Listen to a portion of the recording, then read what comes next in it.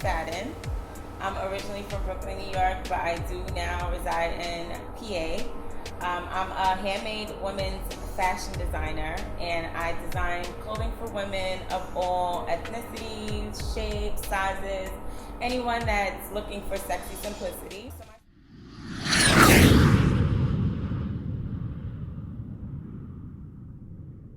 So my story begins in PA. I started a fashion line, and I basically always wanted to be a fashion designer. So I just, I never knew how to sew. I am self-taught, so I just went out, bought a sewing machine, got to work, started learning, teaching myself through YouTube videos and things like that. And I kind of took what I learned and made it into my own, decided designing things that I actually like, things that I would wear, things that would fit me good, things that would make other women feel good about themselves. I've been doing it for 4 years already, and I've been seeing much success with it. There's been many ups, there's been many downs with everything. But right now, this year, 2016, has been the best year thus far. I've rebranded my line into the Tiarra McFadden brand, and that's what my brand is called, the Tiarra McFadden brand. Like I said, I sew, I hand make all of my women's clothing. I do have a men's line that's now out as well. I always had an interest in fashion design since I was young. Like I just loved trying on new clothes, shopping for different looks. But the only thing is, when I was younger, I was always small and I was tall. So there was never things that I feel like I could find that fit me good. Like jeans were always tight, but maybe not as long as I wanted them to be, things like that. So I always wanted to be a fashion designer when I was like really, really young.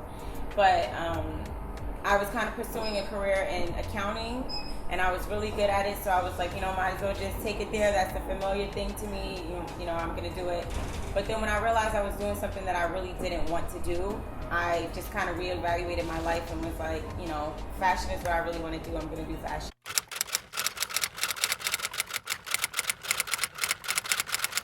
It was not that important to have a business plan in the beginning, and I still feel like that now to this day, because you don't know exactly where you want to be or where you're going to be 4 years from then, and it kind of will derail you from actually getting started, because when you think business plan, you think tedious, you think, oh my God, it's going to be hard, like how long is it going to take me to finish that? Do I need assistance? Do I need someone to help me? So yeah, I never started out with a business plan, but now that I know exactly what I want, where I'm going, exactly what I need to do to get there from doing it for so long, I've started creating a business plan. I'm almost done with it. To start paying myself, it took me some time. So I'd say this year, from August 1st, 2015 to August 1st, 2016, I've been completely self-employed. I have not worked for anyone from that time until this time. And that was the first time that I was completely self-employed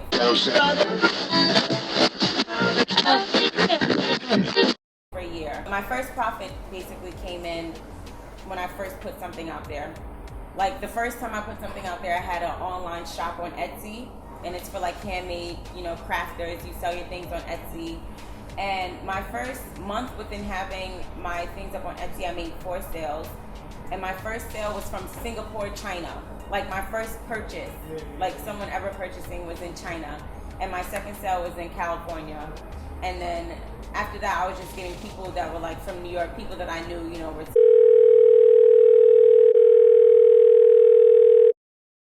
support me.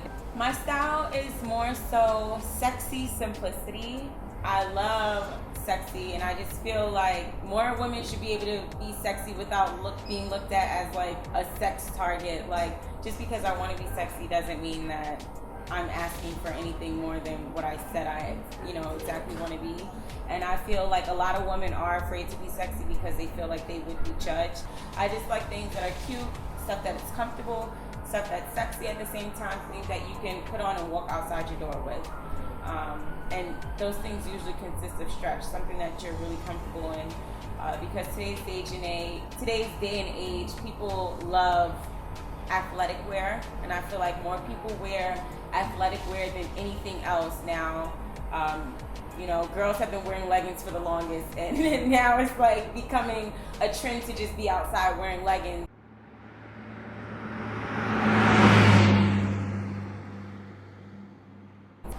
The feeling of being completely self-employed is obviously something that I've never really felt before, but now that I am completely self-employed, working on my own, it feels amazing because, I mean, a lot of people feel like being self-employed, you work when you want and you stop when you want, and that's completely the truth. But when you're self-employed and you're doing something that you absolutely love, 9 times out of 10, you're working more hours of the day than you would be working at a regular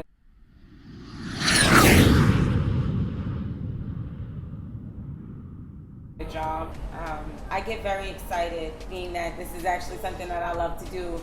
So when I come out with something, I'm just automatically wanting to throw it up on the internet because that's how I market my stuff. But you also have to understand that the internet is a very powerful thing. So if you already put something out there and you know, put under the impression, hey, I'm releasing something on January 2nd, and everyone is like waiting, sometimes you underestimate yourself too, because you think that you're just going to put something out there and people are going to be like, oh, okay, whatever, I'll forget.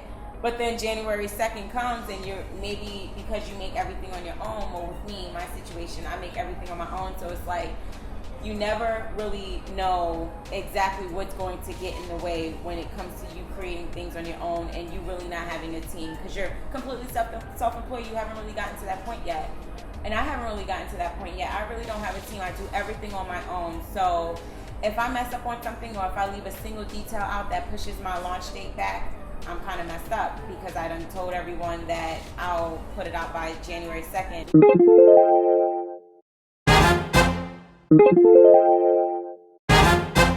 You have to be patient, because putting out something that people don't really like or are not fond of can really hurt your business in a tremendous way.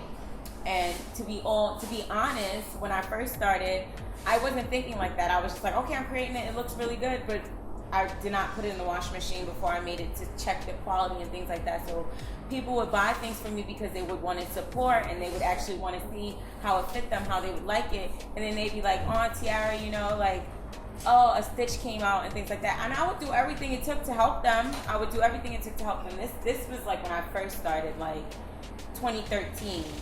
So I would do everything that it took to help them, but that was something that I did learn along the way. So it's like now when I put something out there, it's something that I've worn, you know, plenty of times. You know, it's something that I've washed. It's something that I've actually paid 100% attention to. And it's now I'm not afraid to say, you know what, guys, I announced this project, and this is something that, you know, is being put out. So I did want to let you guys know that this is what you can look forward to.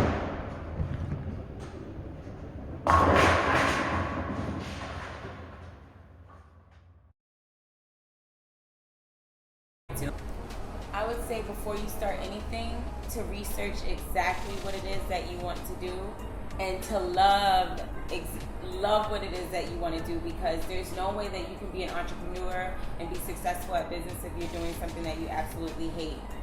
The only thing that's going to keep you pushing day in and day out, like close to 24 hours a day, every day, doing what you want to do to progress to, you know, your end goal, is to love what you do.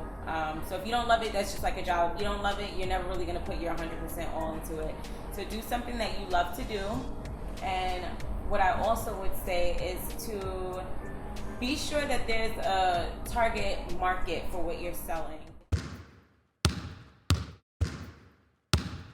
I'm not going to give a specific date on when I'm going to start, but I do have plans on starting a YouTube channel in the near future, within the next few months. So you guys can check out a YouTube video. Well, more often you'll see YouTube videos of me actually sewing the product, modeling the product, showing you the quality of the material before and after I wash the fabric.